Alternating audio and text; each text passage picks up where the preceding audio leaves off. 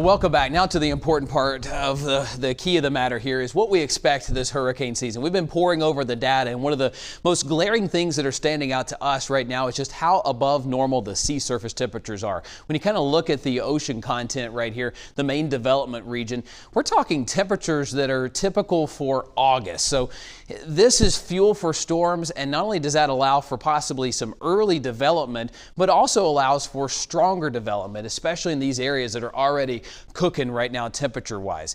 Now, let me show you when we typically will see activity start to brew. Now, June and July technically is hurricane season, but it accounts for about 5 and 7% of named systems. You go toward August and September, that's the bulk of hurricane season when you typically get your most named systems. If you want some easier math, like I usually like, seeing it laid out another way, you take a typical year. August and September normally account for about 9 storms, where June and July are about 1 or so. But with us having an unusually warm sea surface temperature right now, it would not surprise me to get some earlier development in those normally calmer months. Now, the Nino factor is a big important thing that we look at when it comes to winter storm forecasting or hurricane season forecasting. And simply put, when you have a strong El Nino, the jet stream is active here. That can tend to shred apart or at least disturb hurricanes, especially when they're in their infancy way out here in the Atlantic. This year, unfortunately, we do not have the Nino factor. It is, in fact, a La Nina year that's developing. Our last El Nino was 2014-2023.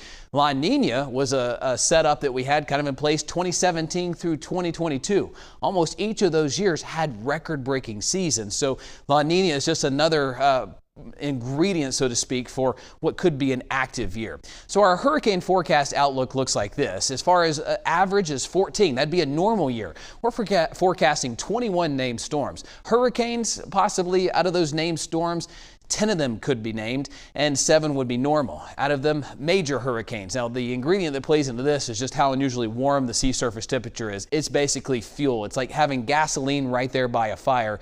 You add that together, and boy, some of these storms could really become strong that would normally be a little bit lower there. So that's just one of the main factors that we have. When you break it down data-wise, now the College of Colorado State University did some extensive research. Now, a normal year would bring in a certain amount of risk to the Carolina coast. Now, the chance of at least one named storm making landfall in South Carolina is up almost 19% compared to a normal year, plus 17% in North Carolina. How about a hurricane? At least one hurricane making landfall. They're going with a 44% chance of that happening this season in South Carolina. That's up 15% from normal. That's kind of the key factor that I look at there. When you look at the chance of at least one major hurricane, that's up 6% compared to normal. So yes, the risk is there, at least a higher risk this year of a hurricane striking land, but also it being a strong hurricane. Saharan dust is a big wild card that we need to look out for in this case. If you get a lot of Saharan dust at any given time, even if it's active, it's like putting a blanket on a fire. Sometimes it can really squash things before they even get going,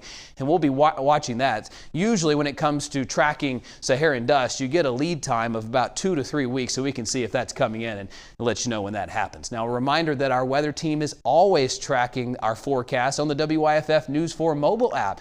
You can download it for free. My family has it. You can keep tabs on hurricane tracks and other severe weather 24/7. Now, thank you for joining us tonight for our forecasting our future hurricane outlook. Know that our weather team will keep you up to date all hurricane season long as storms develop and move through our area. Have a great night.